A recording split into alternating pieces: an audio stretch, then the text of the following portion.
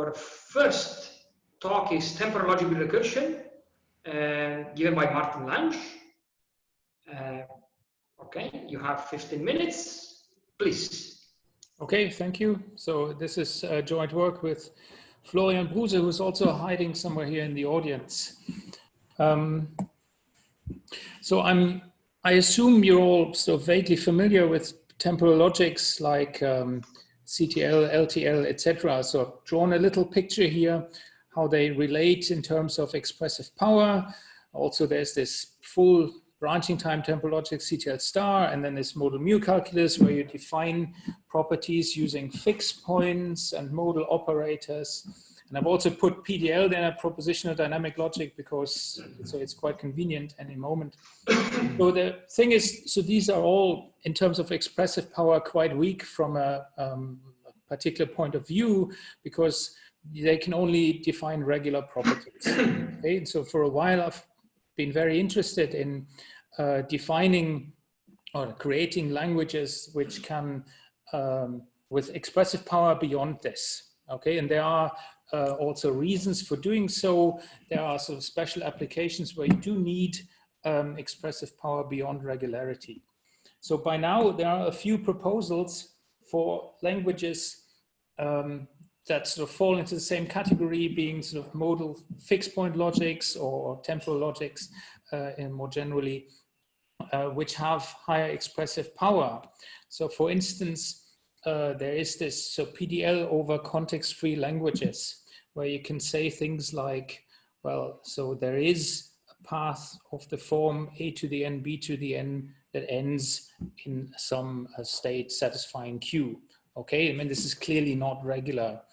So this has sort of, I would say, quite a good understandable syntax, but restricted expressive power. And then there are other things. There's, for instance, this FLC stands for fixed point logic with CHOP, where you can express things like this property in a way that, so let me give it a try. You would say mu x, tau or diamond A, and then something funny happens. So there is no diamond AX, there's diamond A as a sort of atomic formula, and you can also put these sort of behind fixed point variables, and then you sort of compose this whole thing with Q, etc. So you see, so you don't need to understand this here. What I'm trying to tell you is these logics have a syntax which is even more unintuitive than that of the modal mu calculus. So I mean, it takes quite a bit of experience with these logics to be able to understand and read formulas. Okay, so and this is where, so yeah, the motivation for this paper here comes in. So what we've been trying to do is take sort of these standard temporal logics CTL and LTL and sort of incorporate something into their syntax to give it more expressive power, and at the same time sort of retain sort of these reasonable pragmatics that they have. They would say, yeah, okay, so this is an intuitive syntax.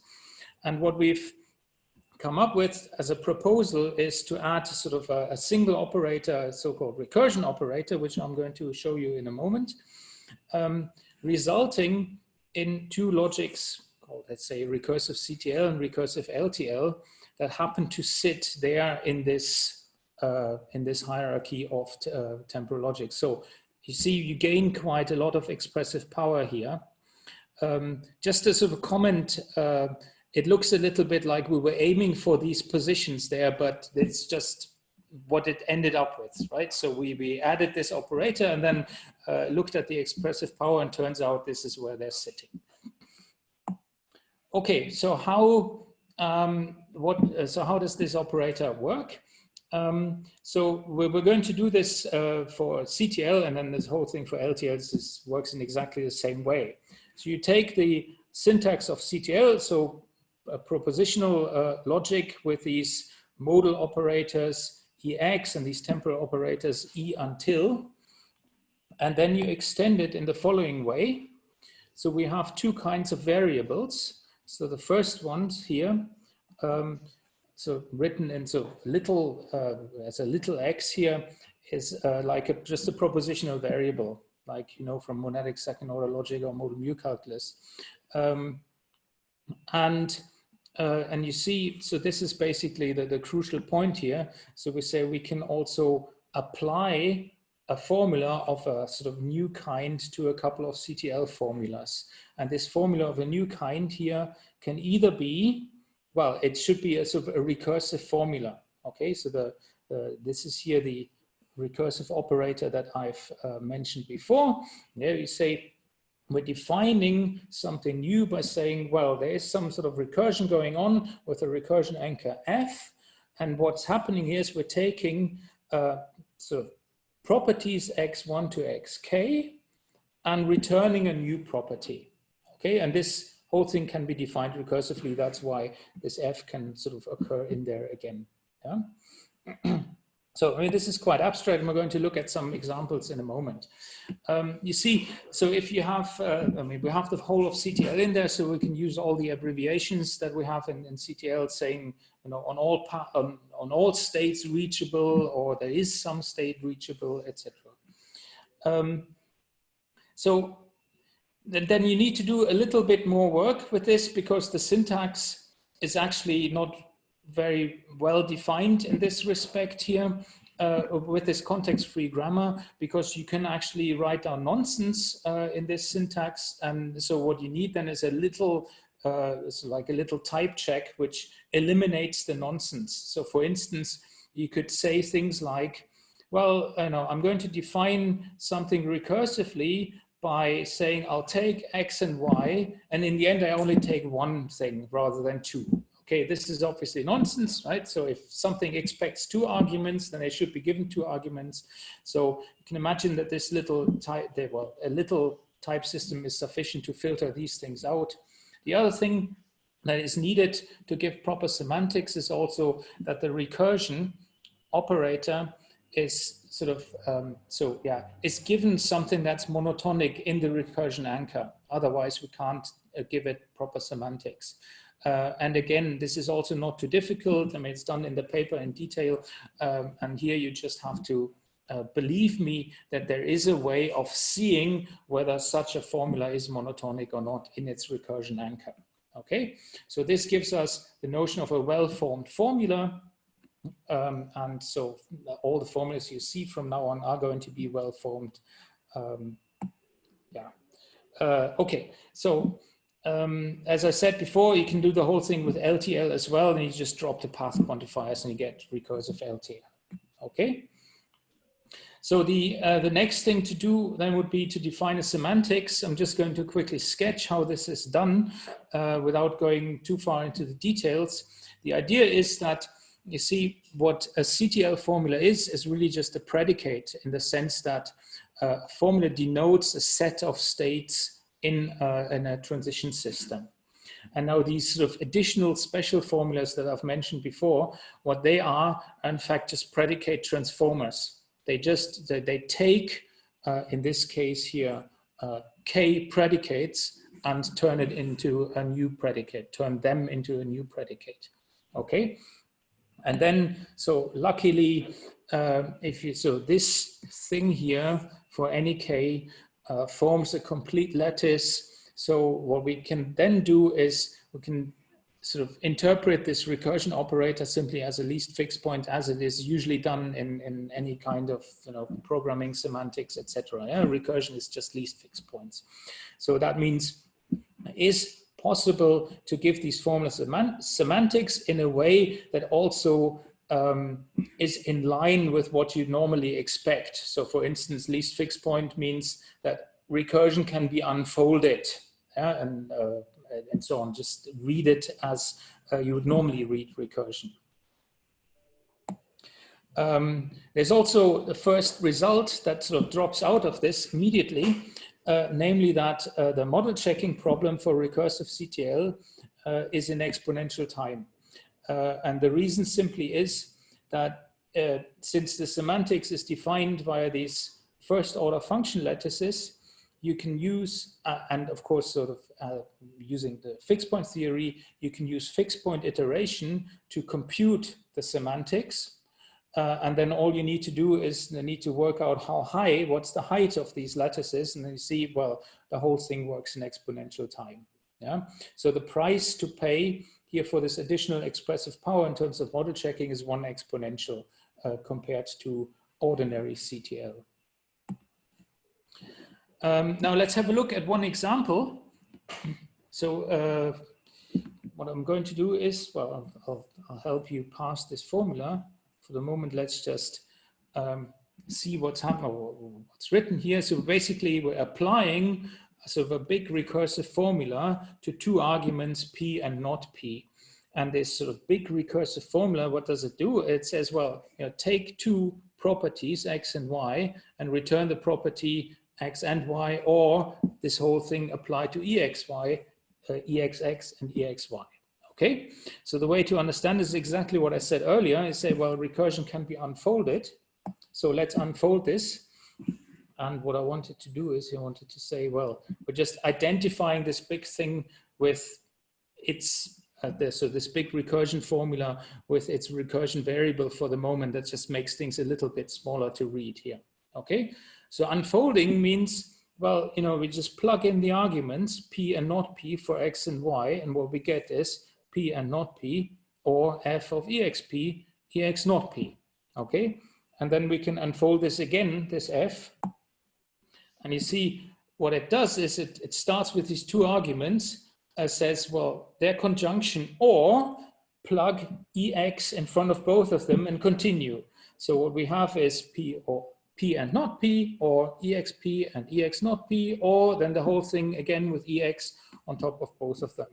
So if you think of this sort of in the limit, and this is exactly what recursion is, then you see this is nothing more than saying, well, there is some n such that I have EX to the n P and EX to the n not P, basically saying, well, you know, I'll find sort of 2 paths of the same length, namely n, for some n, such that at the end of one I have P, and at the end of the other I have not P.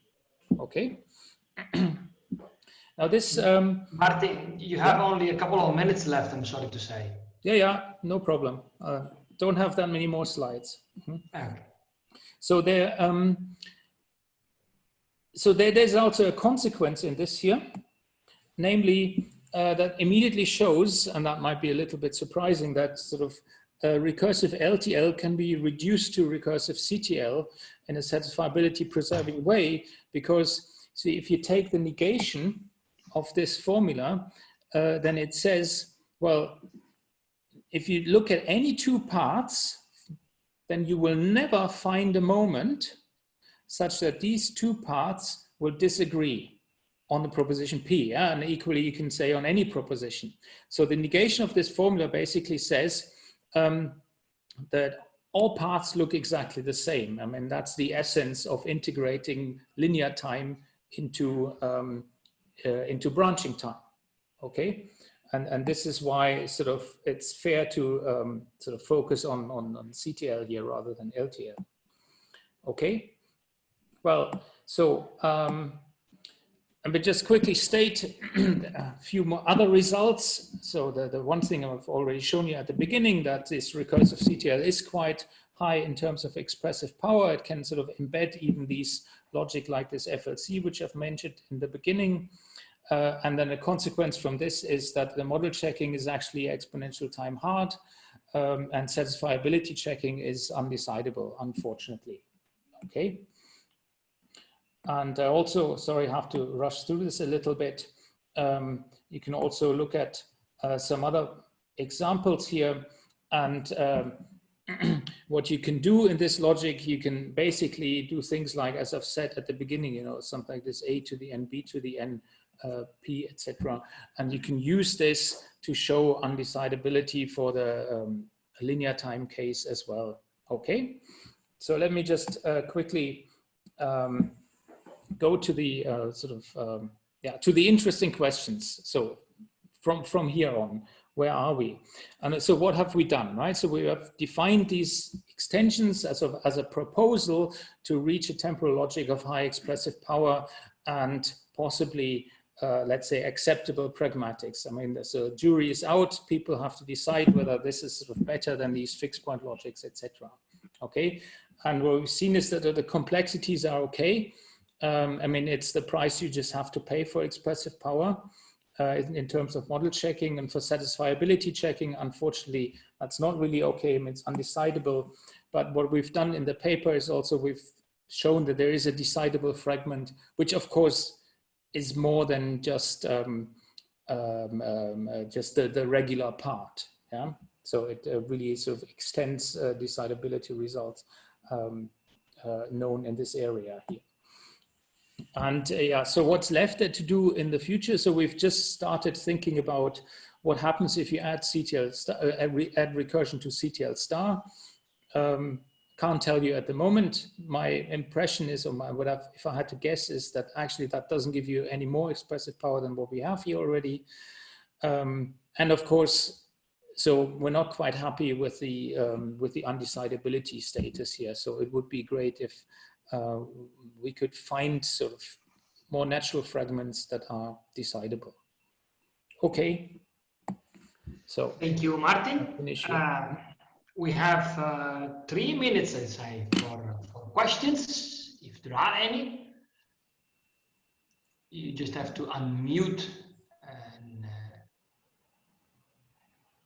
and if there is no one else, I would like to understand, I don't know if that makes sense or not, but have you studied or have you thought about automata counterpart of this logic? Yeah, Florian, do you want to answer this?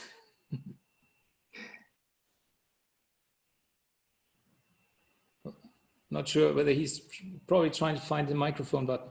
So yes, so actually that is part of Florian's PhD thesis, where he has worked out automaton model for, actually not for this, but also for something which goes far beyond. I mean, this is sort of, in terms of higher order logics, this is just first order, and you can extend this to arbitrary orders, but then you just, I mean, this is going to a different direction in terms of the pragmatics, yeah. But there's, so to answer your question, there is an automaton model, and so the trick there is to incorporate into what we know in terms of parity tree automata, to incorporate something that handles this whole thing of applying things. So basically, that's a lambda calculus in there. Yeah, and there's this so-called Krivine machine which does this.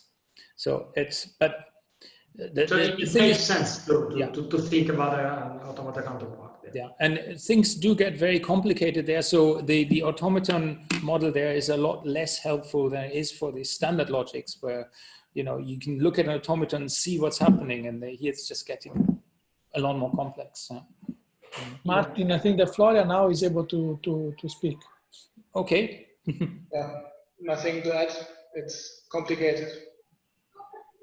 Okay. And I also have more of a curiosity here. Why the type check? I understand the need of adding the type check, but I was wondering, is it true that there is no grammar that can produce only well-formed formula, or is it just much complicated and it's useless to put it that way?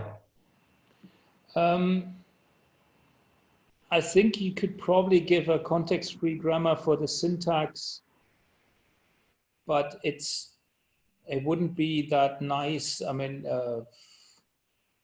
yeah, because then basically what you then start doing is, so you start replicating the operators for if they're being used in a monotonic way and in an antitonic way. So it's just, it looks nicer if you just say, this is sort of, it's like these are the pre-formulas, and then you have to sort of filter out the nonsense after that. Yeah. Thank you. Okay then, if there are no other questions, I'd like to thank Martin for this very interesting talk. Welcome. And we can go now